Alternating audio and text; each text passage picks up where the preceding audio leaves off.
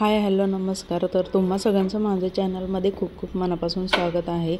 आशा करते की तुम्ही सगळे मस्तच असाल. तर आज होती गणेश चतुर्थी, तर त्यामुळंच मग मी रोज तर गॅसची शेगडीची पूजा करतेच, पण आज चतुर्थी होती म्हणून म्हटलं तुम्हाला पण दाखवावी. तर अशी मी रोज शेगडीची पूजा करूनच मग शेगडीवरती स्वयंपाक करायला घेते. तर चतुर्थी वगैरे होती म्हणून मग उंबरठ्यावरती सुद्धा मी हळदीचं लेपन वगैरे केलं होतं, ते तुम्हाला पुढे दाखवतेच.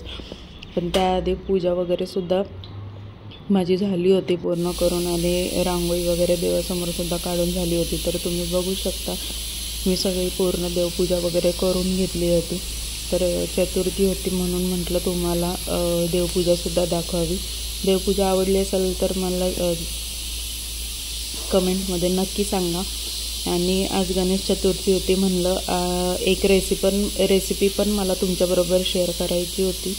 आणि म्हटलं गणेश चतुर्थीपासूनच त्याचा श्री गणेशा करावा, कारण त्याचं सीझन आत्ताच चालू होतं थंडीच्या दिवसात, आणि खूप छान भेटते आत्ताच ती. तर काय पुढे मी तुम्हाला सांगणारच आहे. तर उंबरठ्यावरती सुद्धा मी हळदीचं लेपन वगैरे करून रांगोळी वगैरे काढली होती. तर प्रत्येक सणाला म्हणजे सण वगैरे असलं किंवा गुरुवार शुक्रवार पौर्णिमा वगैरे असेल तर मी उंबरठ्यावरती हळदीचं लेपन करते आणि रांगोळी वगैरे काढून दिवा वगैरे लावते. तर रेसिपी मला शेअर करायची होती ते की आता जे बनवणार आहे ते तुम्हाला पुढे कळेल. तर मी गाजर घेतले होते, स्वच्छ धुवून वगैरे घेतलेत, साल वगैरे काढून घेतलेत, आणि पुढचं त्याचं तोंडसुद्धा कट करून घेतलं आहे. आणि आता चांगलं गाजर खिसून वगैरे घेते. तर आता आपण तयार करणार आहोत गाजराचा हलवा. तर खूप अगदी सोपी अशी रेसिपी आहे आणि पटकन होणारी आहे, खूप वेळ लागत नाही रेसिपीला. तर आता 1 किलो गाजर घेतले होते मी. तर सगळे गाजर असे मी आता खिसून घेते. तर बघा खीस किती छान पडलेला आहे त्याचा, खूप मोठाही नाही आणि खूप बारीक पण नाही, छान असा मीडियम साईजचा किस आहे तो. आणि शिजल्यावरती सुद्धा त्याचा खूप गाळ होणार नाही. तर मी कढई तापायला ठेवली, त्यात आपल्याला 2 चमचे तूप टाकायचं आहे आणि खिसलेले सगळे गाजर टाकून घेते मी त्यात, आणि थोडं पूर्ण ते तुपामध्ये परतून घ्यायचं आहे 1-2-3 मिनटं. आणि परत म्हणजे सगळं त्याला तूप सगळीकडून गेलं पाहिजे आणि पूर्ण सगळे गाजरसुद्धा असे नीट मिक्स झाले पाहिजे तुपामध्ये, म्हणून ते नीट चांगलं परतून घेऊन झाकण ठेवायचं आहे 5 मिनटं. आणि नंतर 5 मिनटांनी आपल्याला त्याच्यामध्ये ना मी आता ही पूर्ण अख्खी वाटी भरून साखर टाकलेली आहे, नंतरसुद्धा थोडीशी साखर टाकलेली आहे परत. तर साखरेने काय होतं ना त्याला परत पाणी सुटतं, त्याच्यामुळे पाणी वगैरे त्यात ॲड करायचं नाही. पाणी न टाकताच आपल्याला गाजर अख्खे त्याच्यामध्ये शिजून घ्यायचं आहे, कारण आता साखरेलासुद्धा पाणी सुटतं.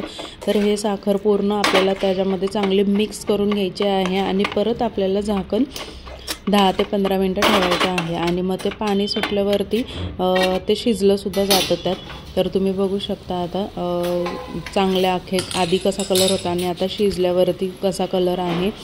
तर आता हे थोडेफार शिजलेले आहेत, तरी अजून त्या थोडंसं शिजून द्यायचं आहे. तर तोपर्यंत मी एकीकडे ना बदाम भिजत ठेवले होते गरम पाण्यामध्ये, आणि आता त्या बदामाच्या आपल्याला तुम्ही काजू बदाम काहीसुद्धा टाकू शकता त्यात तुमच्या आवडीप्रमाणे. तर बदाम मी गरम पाण्यामध्ये भिजत घातले होते, तर त्याला 1 ते 2 मिनटंच लागले भिजायला, म्हणजे चांगले भिजलेले, एकदम गरम पाण्यात भिजवले होते. तर बघा लगेच सोलले जातात. आणि ते कट करून घेते मी आता सगळे बदाम, आणि मग त्याच्यामध्ये आपल्याला बदाम टाकायचे. तुम्हाला विलायची पावडरसुद्धा टाकायची असेल तरी तुम्ही त्याच्यामध्ये टाकू शकता आवडत असेल तर.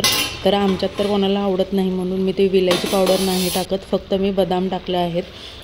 काजू माझ्याकडे अवेलेबल नव्हते म्हणून मी काजूसुद्धा टाकले नाही, तर तुम्ही काजूसुद्धा त्यात बारीक करून टाकू शकता.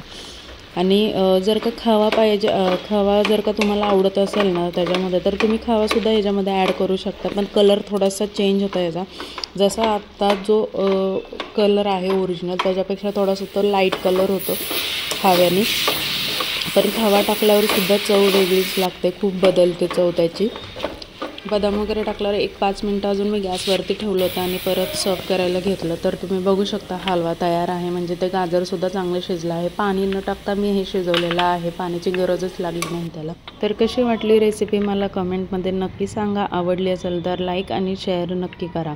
तर चतुर्थी होती म्हणून मी संध्याकाळी जेवणाचा काय काय बेत केला होता ते सुद्धा पुढे तुम्हाला दाखवते. चतुर्थी होती तर त्याचा शॉर्ट व्हिडिओ मी चॅनलवरती अपलोड केलेला आहे. देवपूजा वगैरे पूजा वगैरे कशी केली चतुर्थीची, तर नक्की चॅनलवरती जाऊन बघा. आणि रात्रीच्या जेवणाला काय नैवेद्य बनवला होता ते सुद्धा दाखवते. तर हलवा तर आपला तयार होता आणि नंतर मी वरण भाताचं कुकर लावला होता. सॅलड बनवलं होतं. कांदा टमाट्याची चटणी आणि वाटाण्याची रस्सा भाजी बनवली होती आणि त्याचबरोबर चपाती भाकरी आणि वरणाला मी फोडणी दिली होती म्हणजे.